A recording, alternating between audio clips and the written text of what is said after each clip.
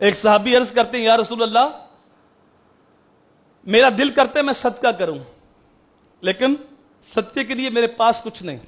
جب صدقے کے فضائل سنتا ہوں تو میرا دل کرتا ہے کہ میں بھی اللہ کی راہ میں دوں. تو میرے حضور نے فرمایا جب تم کما کے لا کے اپنی بیوی کے منہ میں رکھو گے وہ بھی صدقہ لکھا جائے گا تمہارے نام. تو کہاں بیوی کو پاؤں کا جوتا اور بستر کا کھیل سمجھا جاتا تھا اور کہاں بیوی کو یہ مقام ملا کہ اس کو کھلانے سے صدقے کا ثواب ملتا. تو رسول کریم صلی اللہ علیہ وآلہ وسلم نے بیوی کو مقام دیا ہر روپ کے اندر. لیکن آج وہ شکاری جو پہلے عورت کو بستر کا کھیل سمجھتے تھے وہ نیا جال لے کے آ گئے اور انہوں نے کہا عورت مرد کے برابر ہے. جس طرح مرد بار کام کر سکتا ہے تو عورت کیوں نہیں کر سکتی.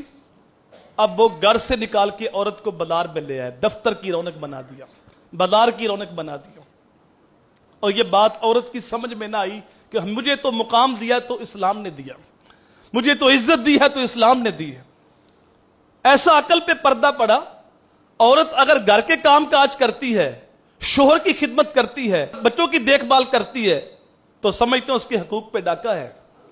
اور وہی عورت دفتر میں نوکری کرتی ہے, وہی ہوٹل پہ کام کرتی ہے, وہی ہوٹل پہ بیڈ شیٹیں چینج کرتی ہے اور ایز ہوسٹس ہے تو 500 بندے کو کھانا پیش کرتی ہے, سب کے ساتھ ہنس کے بات کرتی ہے.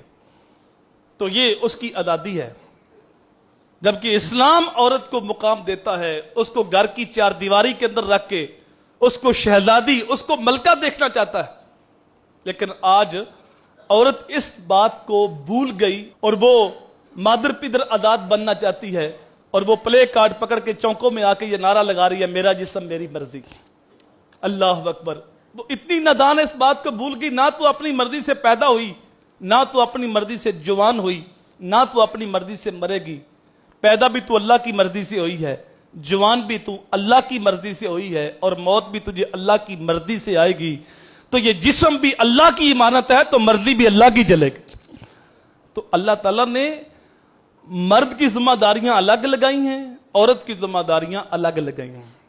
عورت کی ذمہ داریاں امور خانہ میں ہیں, گھر کو سنبھال لے, اور مرد جو ہے وہ باہر کی ذمہ داریوں کو سنبھال لے. کاش اس بات کو سمجھنے کے لیے ہم تیار ہو جائیں اور اپنے گھر والوں کو یہ بات سمجھا سکیں.